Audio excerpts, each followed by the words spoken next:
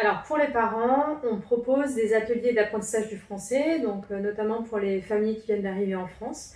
Pour faciliter leur participation et leur apprentissage pour l'intégration en France, on va proposer aussi un mode de garde parce qu'on se rend compte qu'il y a beaucoup de parents qui ne peuvent pas apprendre le français avec leur enfant en bas âge tant qu'il n'est pas scolarisé, c'est un petit peu compliqué, donc on met ça en place. Il y a d'autres activités aussi par rapport au droit au répit, c'est l'accompagnement au départ en vacances, les familles les plus éloignées, des familles qui n'ont pas les capacités de s'organiser ou qui ont un peu de crainte sur leur capacité à partir en vacances. On peut les aider à s'organiser, faire le lien avec des aides financières, etc. pour qu'elles puissent avoir du répit et partir en famille pour souffler. Donc les actions, ça peut être des sorties, des cafés, des ateliers artistiques, voilà. Plein de choses qui sont choisies par les parents. Et on va aussi du coup rencontrer les familles devant les écoles pour pouvoir échanger avec elles, pour savoir vraiment ce qu'elles veulent mettre en place, que ce soit pour elles du coup, ou pour les autres activités, les ateliers parents-enfants, les sorties et tout ça. On propose aussi des actions de droit au répit pour les parents, pour leur permettre d'avoir du temps juste pour eux sans leurs enfants.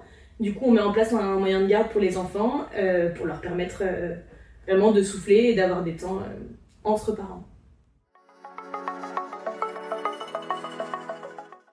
En tant que centre social, on essaye vraiment d'accompagner les habitants dans leurs initiatives.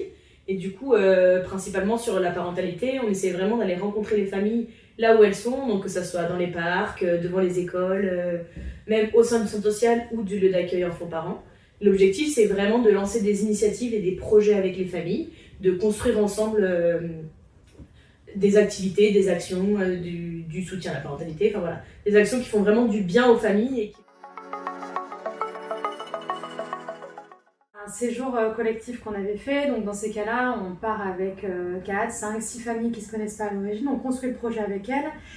Et nous, on a vraiment une fonction de soutien en fait dans le déroulement du séjour collectif.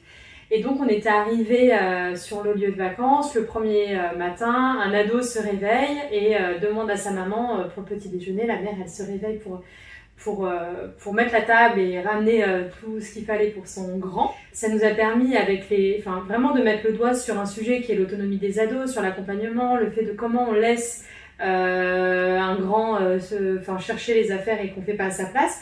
Et ça a été hyper intéressant comme moment parce que tout le monde a un peu réagi, et pas pour stigmatiser ou pour se moquer, juste en disant mais en fait moi je me rends compte que ça c'est difficile pour moi aussi, et ça a amené une vraie discussion qu'on aurait peut-être eu plus de mal à amener si c'était hors vie quotidienne et hors spontanéité, quoi.